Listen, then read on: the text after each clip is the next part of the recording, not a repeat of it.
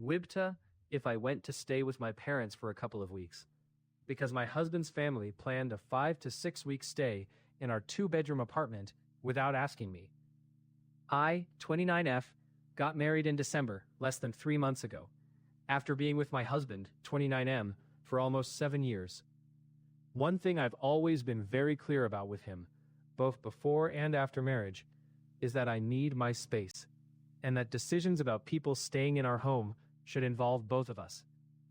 Recently, I found out that his sister, her husband, their child, and my in-laws have all booked tickets to come stay with us. The visit would last 5 to 6 weeks. I would have been more than happy to host them for 1 or 2 weeks, but 5 to 6 weeks felt completely overwhelming at this stage of our new marriage. The part that really upset me is that no one had asked me beforehand. I only found out after everything was already booked, and only when someone casually mentioned asking how long they were planning to stay.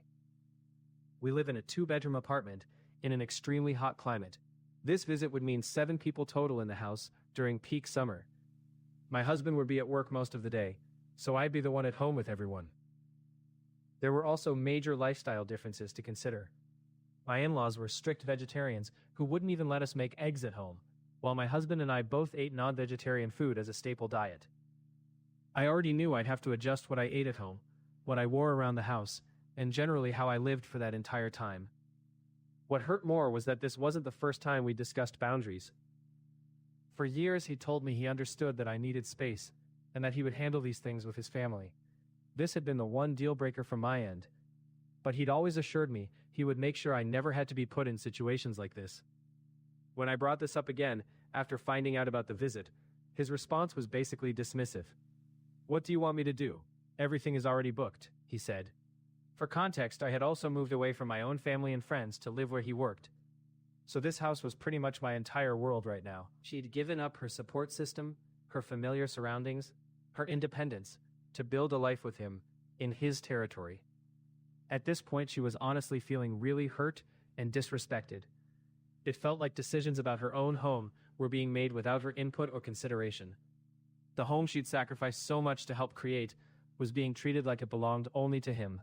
She was considering going to stay with her parents for a couple of weeks while his family was there, just to get some space and maintain her sanity. But her parents lived on the other side of the country, so it wasn't a small trip, and she wasn't sure spending that much money would be financially advisable for their young marriage. To add insult to injury, his parents kept coming to visit them for 7 to 10 days every other month anyway. This pattern had also never been discussed with her, but in good faith, she'd adjusted each time, thinking maybe this was just how marriages worked. Maybe she needed to be more flexible, more accommodating. But 5 to 6 weeks was different. 5 to 6 weeks of being the default hostess while her husband went to work. 5 to 6 weeks of tiptoeing around in her own home. 5 to 6 weeks of not being able to cook the food she wanted, wear the clothes she was comfortable in, or simply exist in her space the way she preferred. The timing made it worse. They'd been married for less than 3 months. This was supposed to be their honeymoon phase, the time when they were still learning to live together as a married couple, still figuring out their rhythms and routines. Instead, she was being asked to host an extended family reunion in their tiny apartment during the hottest part of the year. 7 people in a 2-bedroom apartment. 7 people sharing 1 or 2 bathrooms. 7 people with different schedules, different needs, different expectations, and she'd be the one managing it all, while her husband escaped to his office each morning. The vegetarian restriction felt particularly suffocating. It wasn't just about the food itself, but about what it represented. Her dietary choices, her lifestyle preferences, her comfort in her own home, were all being subordinated to his family's expectations. She couldn't even make eggs, something so basic, so simple, in her own kitchen. What made her question everything was her husband's reaction when she tried to discuss it. Not anger, not defensiveness, but casual dismissal. As if her feelings about their shared living space didn't matter, because the tickets were already purchased. As if her comfort and consent were less important than avoiding an awkward conversation with his family about rebooking. This was the man who'd promised her for years that he understood her need for space. The man who'd sworn he'd handle his family's expectations so she wouldn't be put in impossible positions. Her sanctuary, the one place where she should have felt completely comfortable and in control. Now even that was being taken away from her, and she was being made to feel unreasonable for objecting. Now this extended stay, planned without her input. Her preferences and boundaries being treated as suggestions rather than requirements. The financial stress of flying across the country to escape her own home added another layer of frustration. She'd have to spend money they probably didn't have just to avoid a situation that never should have been created in the first place. Money that could have gone toward building their new life together was instead going toward surviving decisions made without her. But what choice did she have? Stay and be miserable for over a month, resentful and uncomfortable in her own space? Try to assert herself now and create family drama when everything was already booked? Except that this was just how things would be in her marriage, with her husband's family's preferences always taking precedence over her own. The heat would be unbearable. 7 people in that small space during peak summer, everyone getting on each other's nerves, tensions running high. She'd be trapped there all day while everyone else had somewhere else to go, something else to do. The designated hostess, the default caretaker, the one expected to make everyone else comfortable while sacrificing her own peace of mind. She kept coming back to her husband's response. "What do you want me to do? Everything is already booked." As if the booking was some natural disaster that had happened to them, rather than a series of deliberate choices made by his family members. As if there were truly no options, no conversations to be had, no way to prioritize his wife's comfort in her own home. Less than 3 months married, and she was already learning that her voice didn't carry the weight she thought it would. That promises made during dating didn't necessarily translate to actions in marriage. That the boundaries she'd thought were established and respected were actually just suggestions that could be overridden whenever inconvenient. She found herself wondering if this was just the beginning. If this pattern of his family making decisions about their life without consulting her would continue for years to come. If she'd always be the one expected to adjust, to accommodate, to sacrifice her comfort for the sake of family harmony. The question wasn't really whether she'd be wrong to stay with her parents for a couple of weeks. The question was whether she was wrong to expect that decisions about her own home would include her input. Whether she was wrong to believe her husband when he promised to protect the boundaries that mattered most to her. Whether she was wrong to think that 3 months into marriage, she'd still have a say in how she lived her life. AITA for not sending my niece's dad updates after he kicked her out. My niece, Amy, 15, has been living with me for 4 years. Her dad and grandparents gave her a very good life. Private schools, competitive sports, etc. Then her grandparents passed when she was 7 and 9. Her dad married Grace when Ami was 10. Grace had 3 kids, 2 older than Ami and 1 younger. Ami never got along with Grace or her kids. Grace had no intention of being a mother. Am I the asshole for not sending my niece's dad updates after he kicked her out? My niece, Ami, is 15 years old and has been living with me for 4 years. Her mom left when she was just 2. Her dad and grandparents gave her a very good life. Private schools, competitive sports, everything a kid could want. Then her grandparents passed when she was 7 and 9. Her dad married Grace when Ami was 10. Grace had 3 kids, 2 older than Ami and 1 younger. Ami never got along with Grace or her kids. Grace had no intention of being a mother to Ami, but still insisted that her father treat all of the kids equally. This led to Ami getting pulled out of her school and activities because he couldn't afford it for everyone. The change caused Ami to act out. After a year, Grace gave Ami's dad an ultimatum. Either Ami goes or she does. Next thing I knew, Ami was getting shipped across the country to my place. It was rough at first. Ami had lost her grandparents, been forced to give up everything she loved, and then essentially abandoned by her only remaining parent. She was angry, hurt, and didn't trust that I wouldn't leave her too. We went through a lot of therapy. I did everything I could to prove that I wouldn't abandon her like everyone else had. After months of work, she started to believe me. She began to open up about how much it hurt when her dad chose his new wife over her. She talked about missing her grandparents and feeling like she had no real family left. I made sure she knew that wasn't true anymore. She's doing great now. She does well in school, and I got her back into her sports. She's made friends and seems genuinely happy for the first time in years. Contact with her dad has been minimal since she moved in with me. He calls around Christmas and her birthday, usually brief conversations where he asks how she's doing but doesn't really seem to want detailed answers. He's visited exactly twice in 4 years. During his visits, he acts more like a distant relative than a father. He brings gifts but doesn't really engage with Ami's life. He doesn't ask about her friends, her school, her sports teams, or her therapy. The conversations stay surface level. Ami is polite but distant with him. She's told me privately that she doesn't really consider him her dad anymore. 8 months ago, everything changed. Ami was diagnosed with a serious, life-threatening illness. The diagnosis came suddenly after she'd been feeling tired and having some concerning symptoms. We went from thinking it might be stress from school to sitting in an oncologist's office, hearing words like treatment plans and survival rates. The next few months were a blur of doctor appointments, tests, and trying to find the best care possible. We ended up moving to be closer to some of the top specialists in the country. Ami was scared, and honestly, so was I. There were nights when we didn't know what was going to happen. I became her full-time caregiver, advocate, and support system. I slept in hospital chairs, learned medical terminology I never wanted to know, and held her hand through procedures that terrified both of us. I coordinated with doctors, insurance companies, and schools to make sure she got everything she needed. As of now, things are getting under control. The treatment is working, and her doctors are cautiously optimistic. Ami is back in school part-time, and even talking about returning to sports eventually. She's shown incredible strength through the whole ordeal. Throughout this entire 8-month period, I never told her dad about Ami's illness. He never asked how she was doing beyond their brief holiday phone call. During that conversation, he asked his usual, "How are things?" But it was clear he was expecting the standard, "Fine, how are you?" response. When Ami said things were okay, he seemed satisfied and moved on to talking about his other kids. I never reached out to him with updates. He had made it clear through his actions over the past 4 years that he wasn't interested in being an active parent to Ami.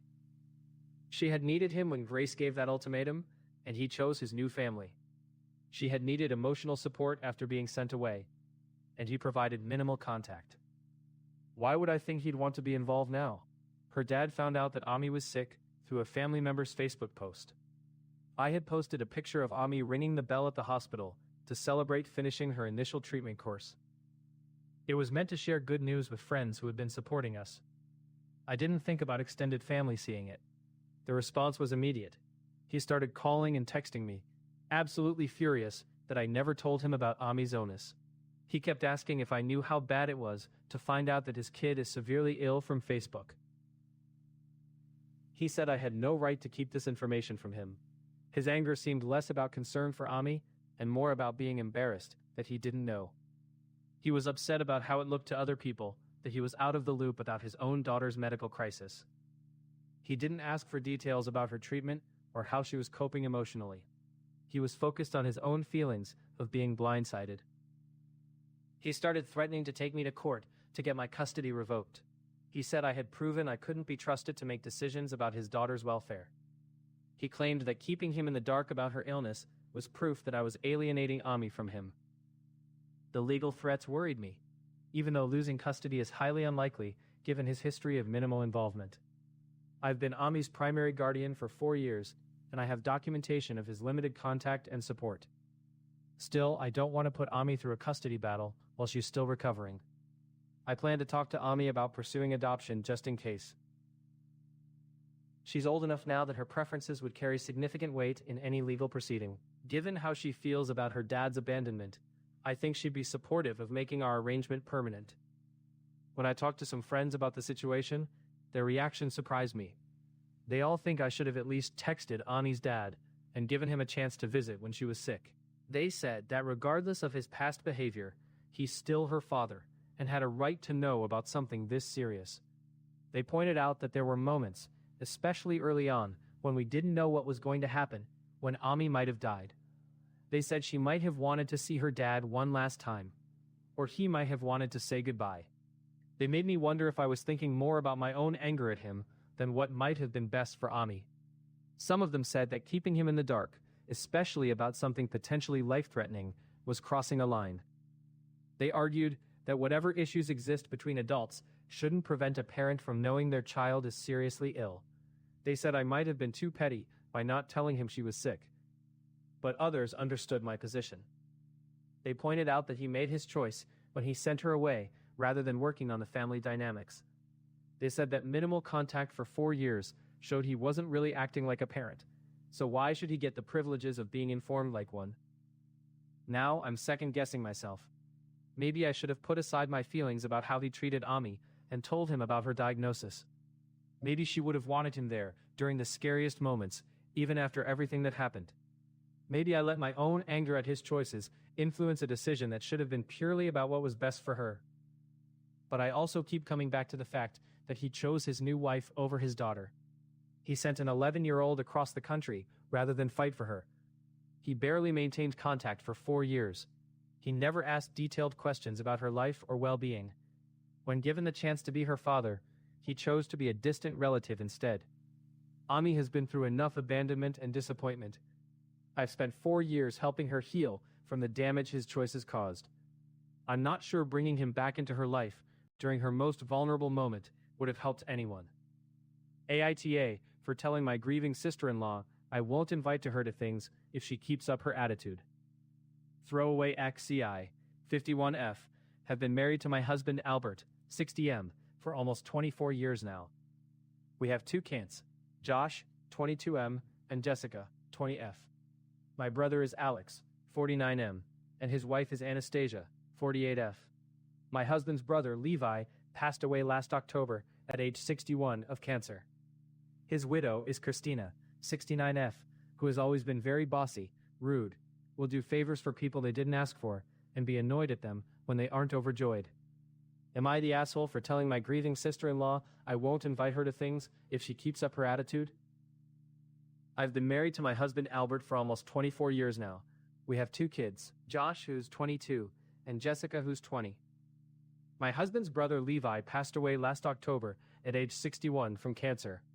His widow is Christina, who's 69, and she's always been very bossy and rude.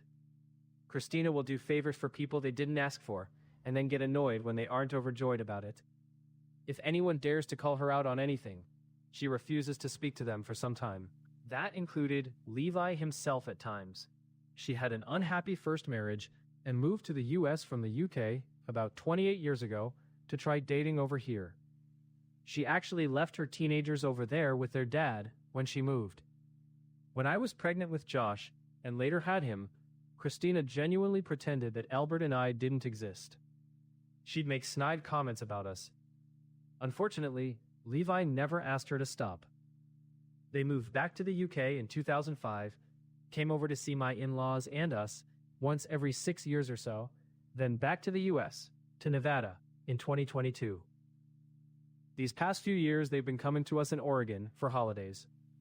One Thanksgiving she yelled at me that she wasn't being acknowledged enough by Jessica. That made me mad because I know for a fact Jessica said hi and talked to her quite a bit. Levi's death has been really hard on Albert.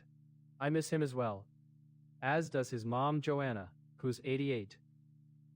I genuinely do feel for Christina in this regard. The last Christmas, Christina made rude comments about Jessica's crop tops, saying, "Oh, look whose stomach's out again." Right before she left, she told Jessica, "Your stomach's out again, and it's getting chubbier too." I was so shocked in the moment, I didn't know what to say. Jessica was pretty upset afterward and wished I had said something. I should have defended her. Now Christina's up here to visit for 3 weeks, saying she's bored. We don't really know what to do with her because Albert and I are both employed and our kids are in school. She's staying at Joanna's house during her visit. Last night our kids were over, plus my brother Alex and his wife Anastasia. Christina was at dinner with all of us. Jessica was wearing a tank top, and Christina looked at her and said she could see her huge shoulders and arms. Then she added that the food would keep adding to it. That was it for me. I confronted her right then and there at the dinner table. I told her that I get that she's grieving, but it doesn't give her the right to be rude to my daughter. I said we won't invite her to stuff if she's going to have this attitude toward Jessica. Christina gave me a look of pure anger. She got up from the table without saying a word and left. She refused to speak to me for the rest of the night and went back to Joanna's house. Albert says he agrees with me calling her out. He thinks I was right to defend Jessica. But he says I went too far by saying I won't invite her to things anymore. He's frustrated because he feels that Christina was his brother's wife for 24 years and deserves some grace during her grieving period. Alex and Anastasia actually disagreed with Albert completely. They said that Christina has been needing a reality check for a while now. Both of them love my kids a lot and have seen how Christina treats Jessica. They think someone needed to finally stand up to her behavior. Albert is torn because of his loyalty to his late brother. He feels like cutting Christina out would somehow be disrespectful to Levi's memory. At the same time, he can see how much Christina's comments are hurting Jessica. He doesn't want his daughter to dread family gatherings because of his sister-in-law's cruel remarks. Jessica has been dealing with these comments for years now. Every time Christina visits, she makes some dig about Jessica's appearance. It's always about her clothes being too revealing or her body not meeting Christina's standards.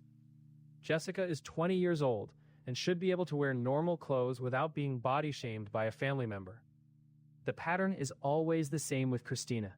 She makes a rude comment, someone gets upset, and then she acts like she's the victim. She retreats and gives everyone the silent treatment until they apologize to her. It's worked for decades because people didn't want to deal with the drama. This time feels different though.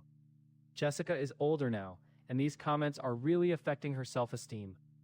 She's at an age where she's already dealing with normal insecurities, and having a family member constantly criticize her appearance is making it worse. Albert is caught between his grief over losing his brother and protecting his daughter. Levi was important to him, and Christina represents that last connection. But he also knows that Levi probably wouldn't have wanted his wife treating Jessica this way. Even when Levi was alive, he sometimes got the silent treatment from Christina when he disagreed with her. The timing makes everything more complicated.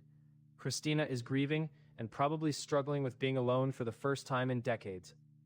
She's bored and far from home, staying with an 88-year-old woman. She doesn't have much structure in her life right now and is probably feeling lost. But grief doesn't excuse cruelty. Christina has been making these kinds of comments about Jessica since she was a teenager. This isn't new behavior brought on by her loss. It's a pattern that's been going on for years, and Levi's death has just removed the one person who might have eventually told her to stop. The 3 weeks stretching ahead feel daunting now. Christina is going to be around for family dinners and gatherings, and the tension from last night hasn't been resolved. She's probably expecting an apology for being called out based on her past behavior. She's used to people backing down when she gives them the silent treatment. Albert's mother, Joanna, is caught in the middle too. She's grieving her son while trying to host his widow. She probably doesn't need family drama on top of everything else she's dealing with, but she also loves her granddaughter and has probably noticed Christina's treatment of Jessica over the years. Alex and Anastasia's support means a lot. They've watched this dynamic play out at family gatherings and have seen how it affects Jessica. They love my kids like their own niece and nephew, and they're tired of watching Christina get away with being cruel just because no one wants to confront her. The question of whether grief gives someone a pass for bad behavior is complicated. Everyone handles loss differently, and Christina has lost her partner of 24 years. But she was making these same comments about Jessica long before Levi got sick. The grief might be making her less filtered, but it's not creating new cruelty. Jessica deserves to feel comfortable and safe at family gatherings. She shouldn't have to choose between seeing her extended family and protecting herself from body-shaming comments. She's already said she wishes I had defended her at Christmas, and I failed her then. Standing up to Christina means potentially making Albert choose between his daughter and his connection to his late brother's memory. It means disrupting the family peace that everyone has maintained by just tolerating Christina's behavior. It means acknowledging that sometimes protecting the people you love requires setting boundaries with people who hurt them. The look of anger Christina gave me before she left the table was familiar. It's the same look she's given family members for years before cutting them off with her silent treatment. She expects this to work the way it always has, that eventually someone will apologize and things will go back to normal. but Jessica was sitting right there when her great aunt called her shoulders and arms huge and said the food would keep adding to her weight. She was watching to see if anyone would finally defend her, or if she'd have to endure another family gathering where someone gets to be cruel to her without consequences. Am I the jerk for not letting my ex move in with me when she is trying to leave her controlling husband? This is a throwaway account. I have a 16-year-old son with my ex, who was my girlfriend from high school. We were never married, but I have been involved with my son throughout his life. About 7 years ago, my ex got married. My ex's husband is a jerk. He and my son never got along from the start. He has 2 kids from a previous relationship, and my ex and him have 2 kids together. My ex became a stay-at-home mom after they married. 4 years ago, after battling for years through the court system, they awarded me full custody of my son. The legal fight had been long and exhausting, but finally my son came to live with me permanently. Despite living only about an hour away from my ex, my son has heard very little from her during the last 4 years. She barely made any effort to maintain contact or visit. The last year, we have not heard from her at all. Not a single phone call, text message, or birthday card. About 2 weeks ago, I got a call from my ex and she was crying.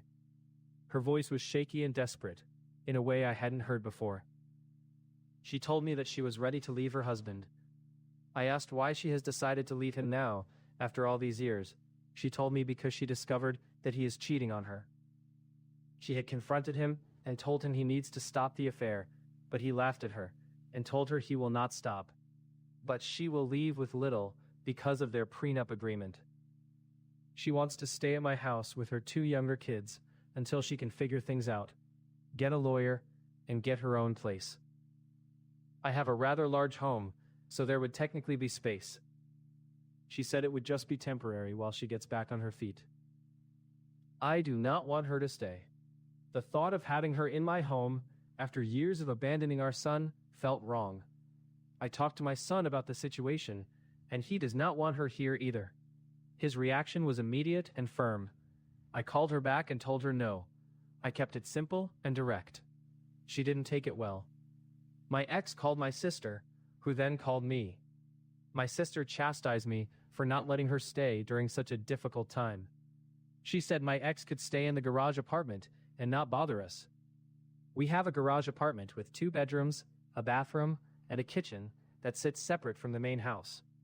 I told my sister I did not want her here, and my son does not want her here either. My son feels some type of way about his mom, and I understand why. Our home is a source of peace and comfort for him after everything he's been through. I will not do anything that could even potentially interrupt his peace and stability. I told my sister she is free to invite my ex to live with her if she's so concerned. My sister said that is impractical because she lives a couple of states away. I remained firm that I am not letting my ex move in. My sister then suggested I could give her money for her own place because I can afford it financially. She knew I had done well for myself over the years. I told my sister she is free to give her money if that's what she thinks is right, but I am not giving my hard-earned money to a person that owes me more than $10,000 in unpaid child support. That money was supposed to help care for our son during all those years, and she never paid a dime of it. My sister went quiet when I mentioned the unpaid child support.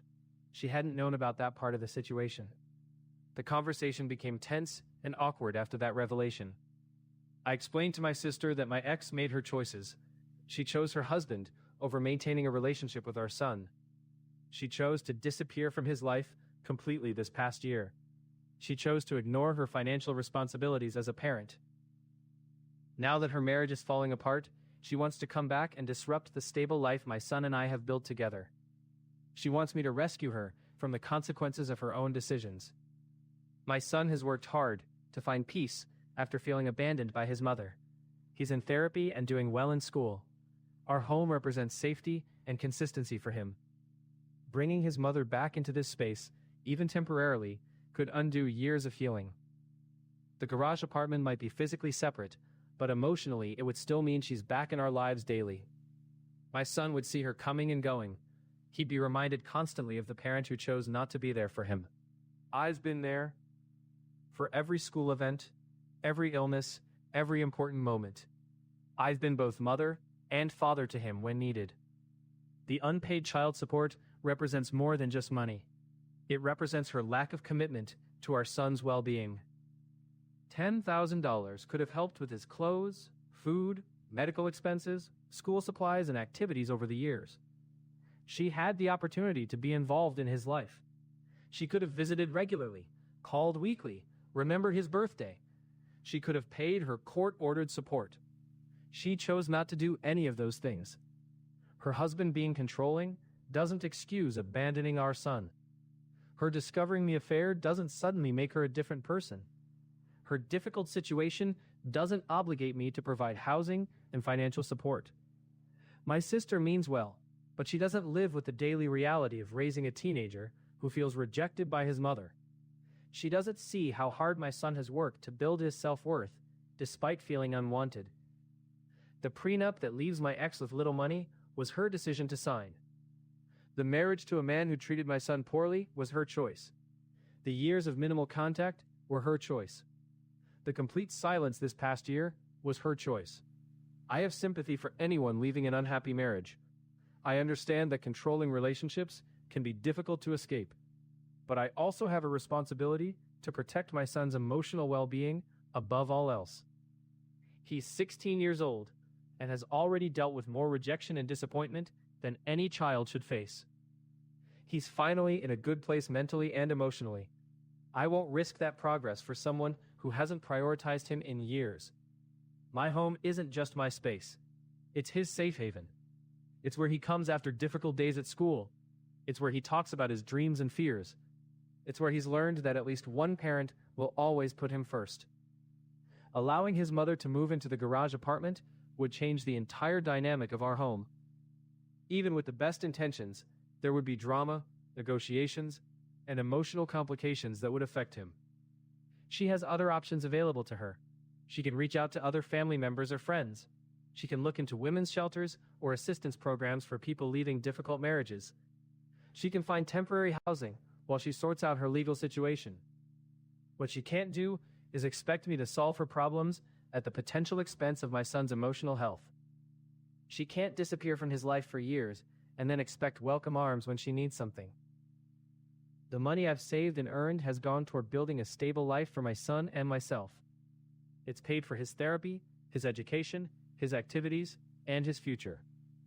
I won't redirect those resources to someone who hasn't contributed to his well-being.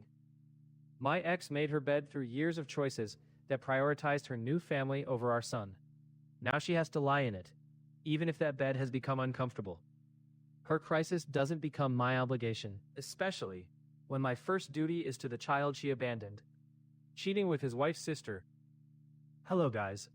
This is a story about one of my clients, and I'm sharing it with their consent. My client had been married for 7 years, and everything in the marriage was going really well. They had a 5-year-old child, and overall life seemed happy and smooth. My client was working, and her husband had an accident some time ago, so he was resting at home for a while. Around this time, it was their wedding anniversary. My client wanted cheating with his wife's sister. This is a story about one of my clients, and I'm sharing it with their consent. My client had been married for 7 years, and everything in the marriage was going really well. They had a 5-year-old child, and overall life seemed happy and smooth. My client was working, and her husband had an accident some time ago, so he was resting at home for a while. 7 years of marriage. That's what she thought she had built with him. 7 years of waking up next to the same person, sharing morning coffee, watching their child take first steps, learn to ride a bike, start kindergarten.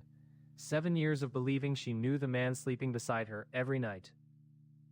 Her husband had been home recovering from his accident for weeks now. She'd been the one working, bringing in the income, managing the household while he healed. Some wives might have resented carrying that load, but not her. She loved him. She wanted to take care of him. When you love someone, you step up when they need you. Their wedding anniversary was coming up. After everything they'd been through recently with his accident, the stress of her working extra hours, the juggling of childcare and medical appointments, she wanted to do something special. Something that would remind them both why they fell in love in the first place. She hatched a plan. A surprise that would require her to come home early from work, without him knowing. So she told him her office schedule would run late that day. A small lie, but one with good intentions. She wanted to see his face light up when she walked through that door with whatever special thing she had planned. The day arrived. She went through the motions at work, probably watching the clock more than usual. Her mind was likely on the surprise waiting at home, on how happy he'd be, on how they'd spend the evening together. Maybe she stopped somewhere on the way home to pick up his favorite food, or flowers, or some small gift that would make the moment perfect. She probably felt that flutter of excitement as she turned onto their street earlier than usual. The anticipation of doing something nice for someone you love. The satisfaction of pulling off a surprise. She was about to make his day. But as she approached the house, she was the one about to be surprised. She opened the door, expecting to see her husband's confused but delighted face. Instead, she walked into a scene that would replay in her mind for months to come. Her husband wasn't alone, and the woman with him wasn't a stranger. The woman who had probably been at their wedding 7 years ago, who had held their baby, who came to family dinners and birthday parties and holidays, who hugged her hello and goodbye, who knew every intimate detail of her life, because that's what sisters share with each other. They were together, not innocently spending time while she was supposed to be at work. They were having an affair. Right there, in the home she shared with her husband, in the space where they raised their child together. The shock must have been overwhelming. Not just the betrayal of her husband, but the double betrayal of her sister. Two people she trusted most in the world. Two people who were supposed to love and protect her. Both of them lying to her face every single day. But this wasn't some moment of weakness. This wasn't a recent mistake born out of his accident and recovery. When the truth came out, she learned this affair had been going on for 2.5 years. 2.5 years of deception. 2.5 years of her sister looking her in the eye at family gatherings while carrying on with her husband. 2.5 years of her husband kissing her goodnight while planning his next encounter with her sister. 2.5 years meant this started when their child was barely 3 years old. While she was working and managing a household and raising a toddler, believing she had a partner in life, he was building an entirely separate relationship with her sister. 2.5 years of family dinners where all three of them sat at the same table. 2.5 years of holidays and birthdays and ordinary Tuesday nights where she had no idea she was living a lie. Her husband had been a master of deception. He never gave her reason to suspect. He acted like she was the most important person in his life. He probably still said he loved her every day, still kissed her goodbye in the mornings, still asked about her day when she came home from work, still made plans for their future together, still talked about their child's milestones and what school district might be best. He compartmentalized his life so completely that she never saw a crack in the facade. No suspicious phone calls, no unexplained absences, no guilty looks or behavior changes. He managed to conduct a full relationship with her sister while maintaining the appearance of a devoted husband and father. The cruelest part was the timing. She came home early to surprise him with love, and instead discovered that everything she believed about her life was false. The anniversary surprise she had planned became the moment her marriage died. If she hadn't decided to surprise him that day, she might never have found out. They were that good at hiding it. Her husband and her sister had created a system that was working perfectly from their perspective. They had found times and places and excuses that kept their secrets safe. She could have gone on for months, maybe years more, living in a reality that didn't exist. The psychological impact hit her immediately. Finding your spouse cheating is devastating enough, but discovering the other person is your own sister creates a unique kind of trauma. It's not just the end of a marriage, it's the destruction of a family. It's the realization that two people who were supposed to be your safe harbor had been working together to deceive you. She was so traumatized by what she discovered that she had to seek professional help just to check her mental state. The betrayal was so complete, so shocking, that she needed a therapist to help her process what had happened to her life in that single moment. Recovery from that kind of betrayal doesn't happen quickly. Even with professional help, even with time to process and heal, the questions don't go away easily. How do you make sense of someone you trusted completely living a double life. How do you reconcile the husband who seemed devoted with the man who was sleeping with your sister? 8 months have passed since that afternoon when she came home to surprise her husband. 8 months of therapy and processing and trying to rebuild her sense of reality. She's recovered in many ways, but the disbelief still surfaces sometimes. She still finds herself struggling to understand how her husband could do this to her, especially with her own sister. My younger brother has an on-again, off-again relationship with his girlfriend. My sister and her husband are constantly fighting and cheating on each other. And my dad has been single since our mom died 27 years ago. My girlfriend and I are perfectly normal, and I plan on proposing to her soon, but I'm not looking for relationship advice. My brother-in-law invited all of his family to the party too. He has 3 siblings and lots of nieces and nephews, but the most important is my sister-in-law. She's 26 and single as far as I know. She just graduated law school and took the bar exam. She's incredibly motivated, and I think she's a cool person to hang out with. The party went on into the night, and I was saying my goodbyes to everyone because I had a date with my girlfriend in the morning. I couldn't find my dad and wanted to say goodbye before I left. My sister's house is pretty big, so I went upstairs thinking he went to their game room to play a game of pool by himself or to read a book he brought with him. He's rather introverted and prefers quiet spaces when things get overwhelming. Instead, I found him and my sister-in-law making out in a guest room. It wasn't too steamy, and they had the door cracked, so I don't think they saw me standing there. And this is the first time I ever think I've seen my dad fully relaxed in decades. He looked different, lighter somehow, like a weight had been lifted off his shoulders that I didn't even realize he'd been carrying all these years. He and my sister-in-law have very similar opinions about politics, history, and art. I'd watched them talk at family gatherings before and noticed how animated they both got when discussing books or debating current events.